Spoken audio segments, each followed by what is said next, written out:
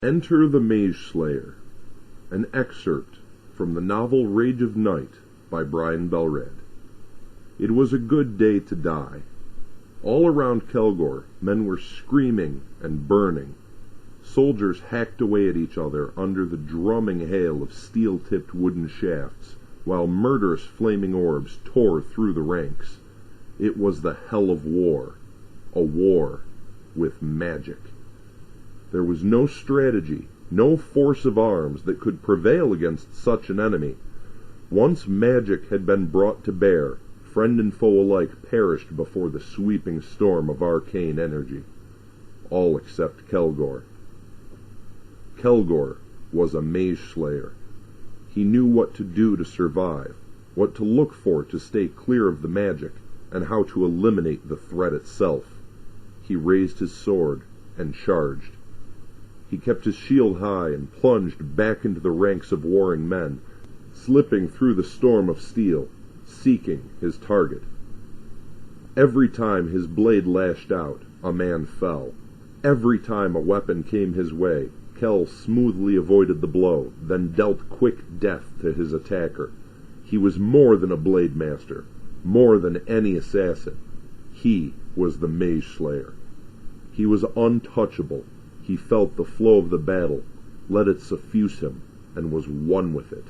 He was the heart of chaos.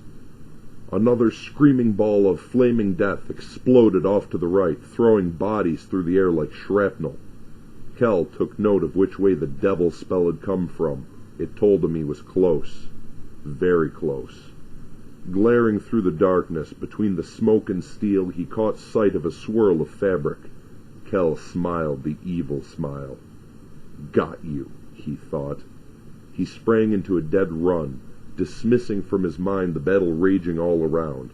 He dodged a pair of warriors squaring off. He jumped over bloody corpses, sidestepped errant swings, and slipped between advancing groups intent on mutual annihilation. He was focused on one thing only, crossing the distance between him and the damned wizard as fast as possible. With 2 quick strokes, Kel dispatched the last of the soldiers between him and his prey. He caught sight of his target just a few yards distant, weaving another lethal incantation in a clear space, all alone. Anyone too close when a spell ignited could be drawn in and obliterated by the unfolding magic. The wizard wore robes only, but Kel knew that a mage's robes were better protection than even the best plate armor. They were woven with intricate sigils and runes that invoked magical protections, and that was just the beginning. They were enchanted with a unique array of devious defenses, which made any attempt to take down an enemy mage an unpredictable and dangerous enterprise. Kel relished the challenge. He lived for it. This man's robes marked him as a member of the Brown Brotherhood, those who practiced transmutation, the art of changing one element into another. In war, that usually meant transforming air into flaming death. The brown wizard loosed his newest creation, sending it forth to extinguish more lives. It was both death blow and funeral pyre. But for a short time, the span of a single heartbeat, the wizard would be vulnerable. That one heartbeat was a thin sliver of time, but was more than Kel needed.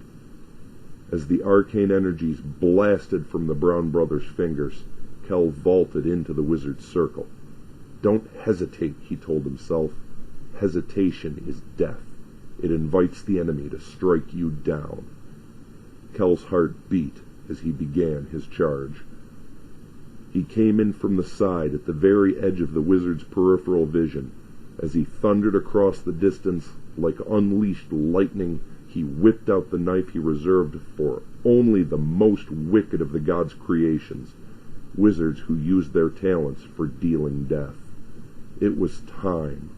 Kel let loose the beast within, the heart of his anger, focusing it into a lethal rage. Kel's comrades, who even now fought the enemy horde, were all men of worth. They defended the free peoples of the kingdom against every threat. They were, each and every one of them, someone's son or father, brother or husband. Every one of their lives, sworn in service to the king, was precious to someone. And this arrogant, spell-hurling son of a demon-spawned whore was killing them. The spark of Kel's anger exploded to a new plateau of fury. He raced across the distance, making sure his grip was firm, his blade clear. The weapon he carried was no ordinary knife. Wizards were warded against both steel and sorcery.